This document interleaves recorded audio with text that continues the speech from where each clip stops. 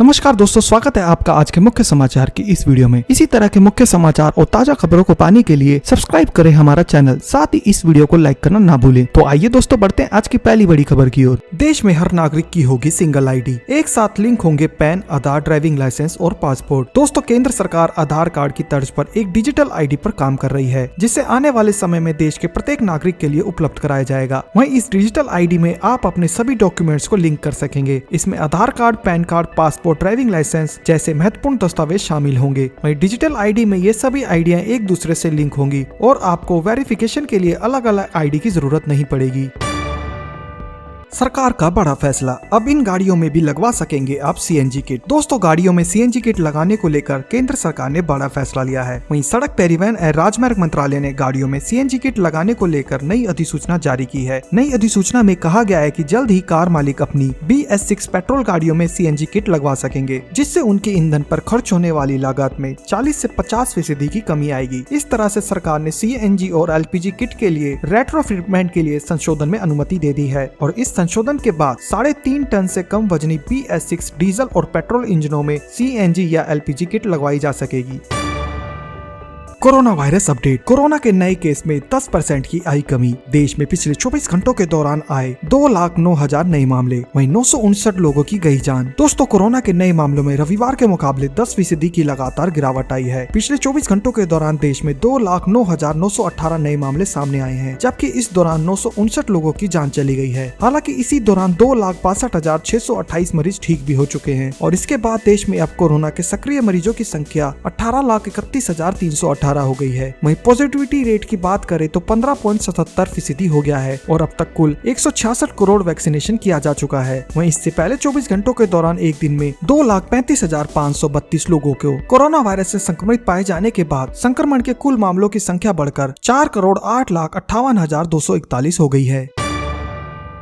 बड़ी खबर, 1 फरवरी से बैंकिंग, ATM और चेक पेमेंट से जुड़े कई नियमों में होने जा रहा है बड़ा बदलाव। दोस्तों, 1 फरवरी से कई बड़े बदलाव होने वाले हैं। अगर आप भी बैंक ग्राहक हैं तो आपके लिए इन बदलावों के बारे में जानना जरूरी है। Cheque payment, ATM, gas cylinder समेत कई बड़े चेंज होने जा रहे हैं, जिसका सीधा असर आपकी जेब पर पड़ेगा। तो आइए आपको डिटेल में बताते हैं किन किन नियमों में बदलाव होने जा रहा है। पंजाब नेशनल बैंक, दोस्तों पंजाब नेशनल बैंक 1 फरवरी से ATM से पैसा निकालने का नियम बदल रहा है। बैंक ने देश भर में हो रहे ATM फ्रॉड को रोकने के लिए कुछ खास नियम बनाए हैं। वहीं 1 फरवरी से PNB के ग्राहक गैर EVM ATM मशीनों से पैसे नहीं निकाल पाएंगे। इसके अलावा बैंक ऑफ बड़ौदा में खाता रखने वाले ग्राहकों के लिए कल से बड़ा बदलाव होने जा रहा है। बैंक 1 फरवरी से चेक क्लियरेंस से जुड़े नियमों में बदलाव करने जा रहा है। वहीं 1 तारीख से चेक पेमेंट के लिए कंफर्मेशन जरूरी होगा। वहीं बिना कंफर्मेशन के चेक को वापस कर दिया जाएगा। स्टेट बैंक इंडिया में भी खाता रखने वाले ग्राहकों को 1 तारीख से ऑनलाइन ट्रांजैक्शन कराना महंगा हो जाएगा। दरअसल SBI ने बताया कि IMPS ट्रांजैक्शन में 2 से 5 लाख का स्लैब जोड़ दिया जाएगा, जिसके लिए आपको ट्रांजैक्शन के लिए 20 रुपए प्लस GST देना होगा। इसके अलावा सरकारी तेल कंपनियां गैस सिलेंडर के रेट्स की भी समीक्षा करेगी, तो गैस सिलेंडर की कीमतों में भी 1 फरवरी को बदलाव हो सकता है। वहीं 1 फरवरी को सभी शहरों में गैस सिलेंडर के लेटेस्ट रेट जारी किए जाएंगे। इसके अलावा दोस्तों, 1 फरवरी को देश का बजट पेश किया जाएगा। वित्त मंत्री निर्मला सीतारमण अपना चौथा बजट पेश करेगी और इस बार के बजट में कई खास बदलाव हो सकते हैं।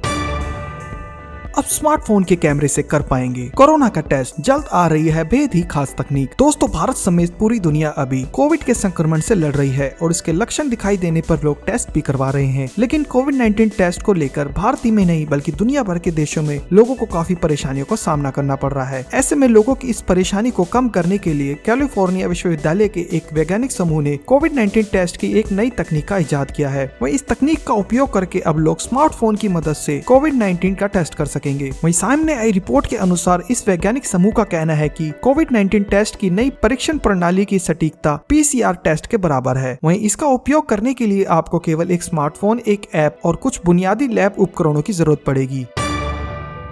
चुनाव आयोग ने पाबंदियों के साथ दी राहत। 11 फरवरी तक रैलियों, रोड शो बैन, सभाओं में अब 500 की जगह 1000 लोग हो सकेंगे शामिल। दोस्तों, यूपी, उत्तराखंड, पंजाब समेत 5 राज्यों में होने वाले विधानसभा चुनाव को लेकर चुनाव आयोग ने बड़ा फैसला किया है। कोरोना काल में हो रहे चुनाव को लेकर निर्वाचन आयोग ने चुनाव रैलियों और रोड शो पर लगे बैन को 11 फरवरी तक बढ़ा दिया है। इसके साथ ही चुनाव आयोग ने 500 की जगह अधिकतम 1000 लोगों के साथ फिजिकल जनसभाओं की अनुमति दी है। वहीं 500 लोगों की अधिकतम क्षमता वाली इंडोर बैठक हो सकती है। पहले पहले ये संख्या 300 थी, जिसे बढ़ाकर 500 किया गया है। साथ ही डोर टू डोर अभियान के लिए 20 लोगों की अनुमति दी गई है।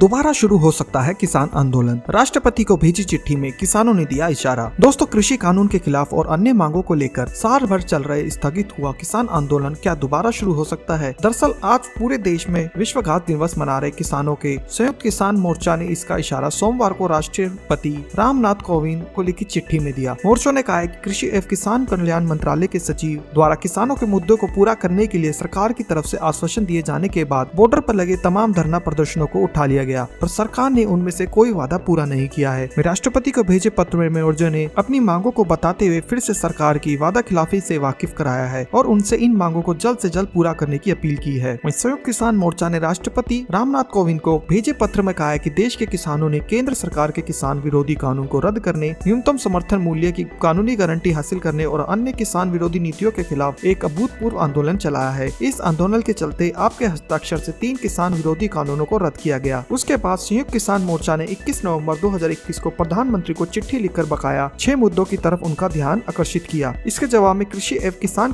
कल्याण मंत्रालय के सचिव ने 9 दिसंबर 2021 को संयुक्त किसान मोर्चा के नाम एक पत्र लिखा, जिनमें उन्होंने कुछ मुद्दों पर सरकार की ओर से आश्वासन दिए और आंदोलन को वापस लेने का आग्रह किया। और इस चिट्ठी पर भरोसा करके संयुक्त किसान मोर्चा ने दिल्ली के बॉर्डर पर लगे मोर्चा और तमाम धरना प्रदर्शनों को 11 दिसंबर को उठा लेने का निर्णय किया। मोर्चाओं के नेता ने राष्ट्रपति से कहा है कि आपको ये बताते हुए मैं बहुत दुख हो रहा है कि एक बार फिर से देश के किसानों के साथ धोखा हुआ है। वहीं भारत सरकार के 9 दिसंबर की जिस पत्र के आधार पर हमने मोर्चा उठाने का फैसला किया है, सरकार ने उनमें से कोई वादा पूरा नहीं किया है। इसलिए पूरे देश के किसानों ने आज 31 जनवरी 2022 को विश्वासघात दिवस का मनाने का फैसला लिया है।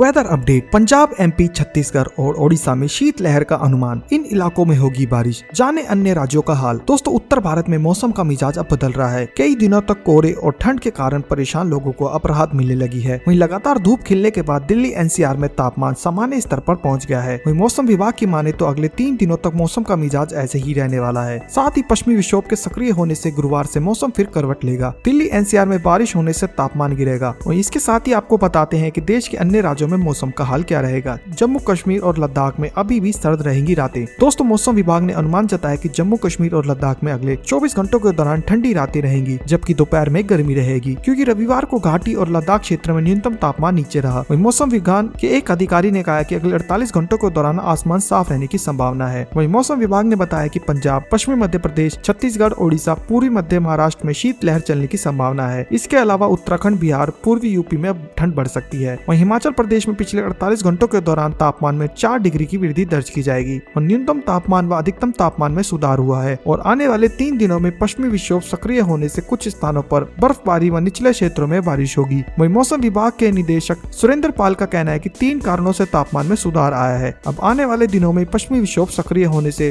बर्फबारी व बारिश हो सकती है। वहीं पश्चिम बंगाल में रविवार को बारिश होने से पारा गिर गया है। रविवार को कोलकाता में न्यूनतम तापमान 11.8 डिग्री सेल्सियस दर्ज किया जाएगा, जो सामान्य से 3 डिग्री कम है। वहीं रविवार को अधिकतम तापमान 22.5 डिग्री सेल्सियस दर्ज हुआ, जो सामान्य से 5 डिग्री कम है। वहीं कोलकाता में सोमवार को भी अधिकतम और न्यूनतम तापमान के क्रमशः 22-12 डिग्री के आसपास रहने का अनुमान है। उधर पश्चिमी विक्षोभ सक्रिय होने की वजह से उत्तराखंड में 2 फरवरी से मौसम में बदलाव देखने को मिल सकता है। वहीं राज्य मौसम विभाग केंद्र के निदेशक ने बताया कि 3 से 5 फरवरी के बीच कुमाऊं के अधिकांश स्थानों पर बारिश व ऊंचाई वाले इलाकों पर हिमपात हो सकता है। वहीं सोमवार को भी मैदानी इलाकों में भारी कोहरा छाया रहेगा। इसके अलावा मौसम विभाग ने यूपी में अगले 2 दिनों में हल्के कोहरे की संभावना जताई है। वहीं आने वाले हफ्ते में यूपी में हल्की बारिश होने की संभावना जताई गई है।